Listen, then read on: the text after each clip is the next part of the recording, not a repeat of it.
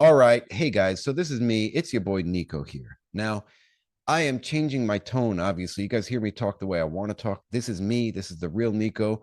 This is all about me sharing the fact that you don't have to be this fake, phony loser to invest in multifamily real estate or to buy buildings. And that's important to note because when I first started out, I was wearing suits and ties in my pictures.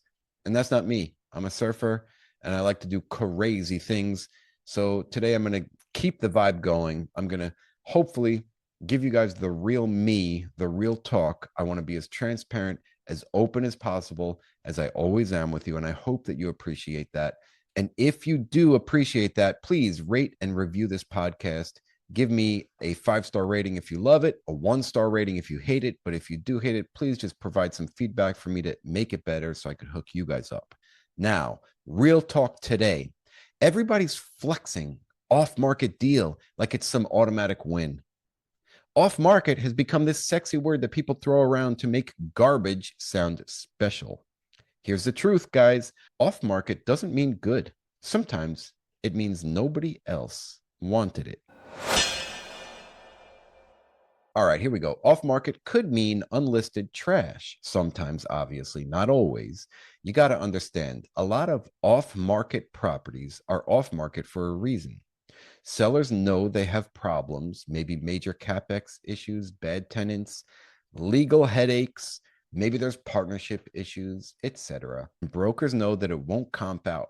Or the seller's price is so unrealistic that they didn't even bother listing it publicly. And I've seen it all, guys.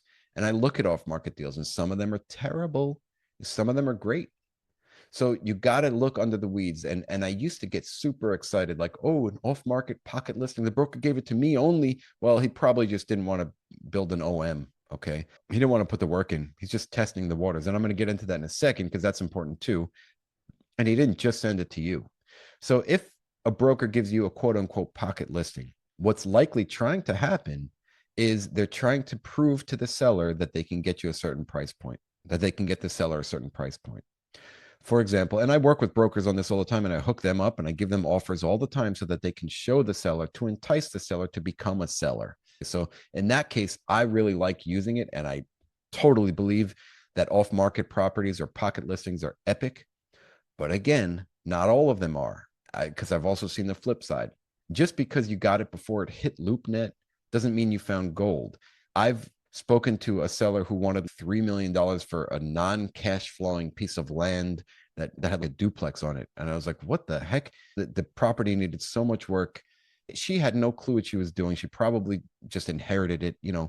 Who knows? You got to be careful. All of this always is going to come back to you and your knowledge and education and your ability to underwrite properly. So you can find good deals off market, or you can find crap deals off market, and that's okay. Let's say you only focused on off market properties, right? And that was your main strategy. You're still going to have to underwrite 100 of them to find one good one.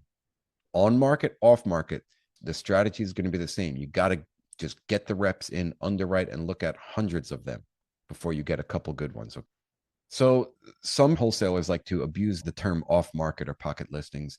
They like to throw it around as if it's like such a good deal.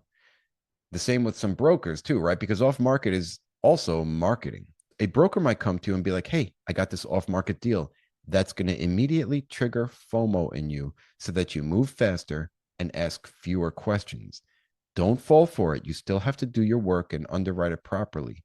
Demand to see real numbers, demand to see the real story every single time. And again, sometimes the broker is just shopping to try to get offers to present to the seller so that the seller will actually sign with them. And that's fine. Just try to understand what the broker is doing. And I work with brokers to do this as a strategy. So I give brokers offers all the time so that they can present them to the sellers to entice the sellers to become actual sellers, right? So that's a strategy. And I like that strategy, and I'm not against it. And I'm going to do it for the rest of my career. I'll do it forever, because the brokers are the ones who are doing the cold calling, making connections with these potential sellers, or just owners, if we want to call them. And then they need to show, hey, look, I got a buyer that would pay X amount of money for it.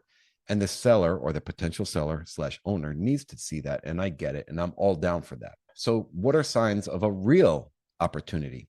If you want to know If an off-market deal is legit, ask yourself, does the seller actually need to sell? Because motivation is important.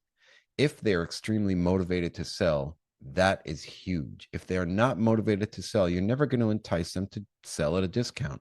And us as buyers, we need properties at a discount for us to make money. Is there real upside, or is it just lipstick on a pig? Can you confirm the financials easily? If not, run. Or get the property under contract, spend some money to do an inspection, and then renegotiate, and then run. Either way, you got to put in time, energy, and money to ensure that this property is what it says it is. Is the asking price realistic for the current market? If all those boxes that I just mentioned check out, now you're cooking. But if not, you might want to run. Now, where real off-market deals actually come from is relationships, period. They come from direct-to-seller work, deep broker relationships or referrals, not from some random email blast saying huge off-market opportunity in all caps. It's not how it works. Off-market deals come from relationships. And for example, the person I bought my 44-unit property from, I talk to him all the time. I had randomly spoken to him a year after, and I was like, hey, man, you got anything in the works? And he said, yeah, I was looking at this 10-unit, but I'm going to pass on it. It's too small for me. I got that deal. It was off market, and we bought it. We closed on it. It's a great deal. Relationships are key, guys. Now, like I said, I'm working with brokers to present offers to owners, and we present offers all the time. And you know what? He's going to choose me as a buyer if it comes down to the seller wanting to sell. And I love that. How to filter off-market leads. Me, personally, I assume every off-market deal is trash until I prove it otherwise. And that's important. You got to go in thinking, how can I crush this deal and make sure it survives your underwriting test, your property inspection, your neighborhood analysis, your market analysis, everything. Until it survives the fire, it is not a deal. It is just noise.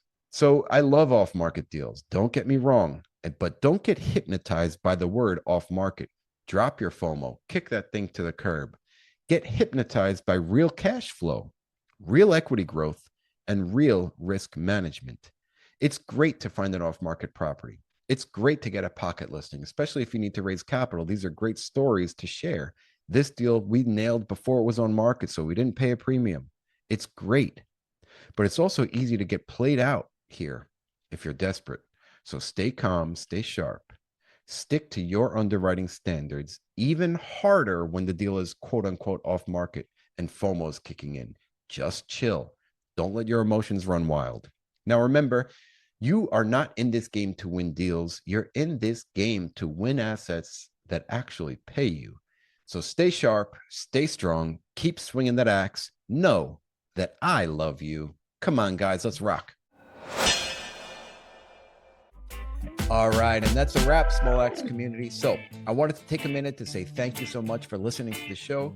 And if you liked it or got any value from it, it would really mean the world to me if you would share it with someone else and write a review. Remember, guys, keep sharpening those axes. Let's get out there. Let's crush it. Love you guys.